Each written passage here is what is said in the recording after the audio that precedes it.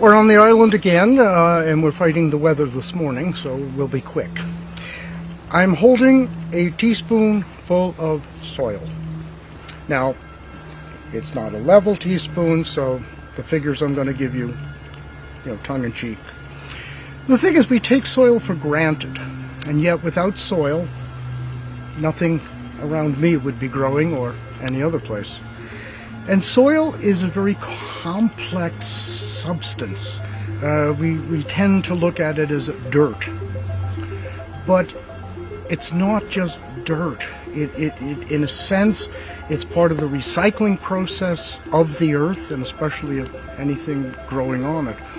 And what we normally deal with sort of topsoil, if you will, is, you can see in back of me all of the pine needles and dead stuff over there.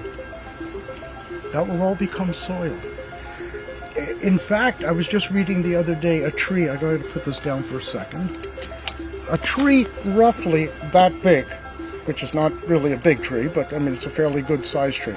If it simply falls down and there's a center section to it, it hasn't rotted or anything, it could take up to 1,000 years to become dirt.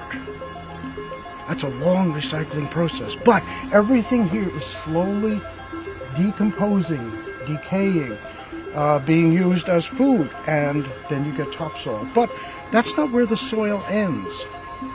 On Beaubears Island, and when we know this now, the next level underneath the topsoil, or the organic level, is a mixture of the bedrock decomposing or breaking down, and the topsoil litter here breaking down, and they meet. And so it's kind of good growing soil, but a bit more sandy, especially on the island. Underneath that, you're losing the topsoil. There's some in there, but you're losing it. But what you get is more of the bedrock coming up as it breaks down. Again, sand, until you hit then the bedrock, which on the island and all from Miscou Island to Grand Lake out to Cape Tormentine is sandstone. It was underwater, and the whole idea is that sand is breaking down as it moves up, and this is breaking down as it moves down, and that's the soil. So I want to go back to my little teaspoonful here. In that, and like I said, these figures, I don't know if it's a level teaspoon or a heaping teaspoon, but in that little bit of soil, there's anywhere between 1 million and 1 billion bacteria. So if I, took that in, I'm getting that much bacteria into my system. Now, I remember as a kid, I don't know if this still holds or whatever, but there was a saying that said you had to eat a peck of dirt before you die. And the whole idea is that, people ate stuff out of the ground. They pulled a carrot out, wiped the soil off and ate it. Potatoes sometimes, you scrubbed them, you didn't wash them. Water wasn't as flowing as it is today. That's the bacteria alone.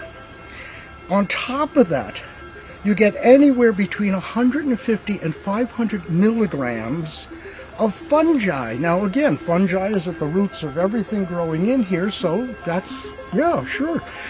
So bacteria, fungi, you get anywhere between 10,000 and 100,000 protozoa, amoebas, bacteria,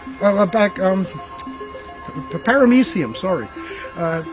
You get them in there. And all of this, they're just going about their business living. Then, especially where we are at the moment, there are viruses in here. They live here, or do whatever viruses do, but they're in there.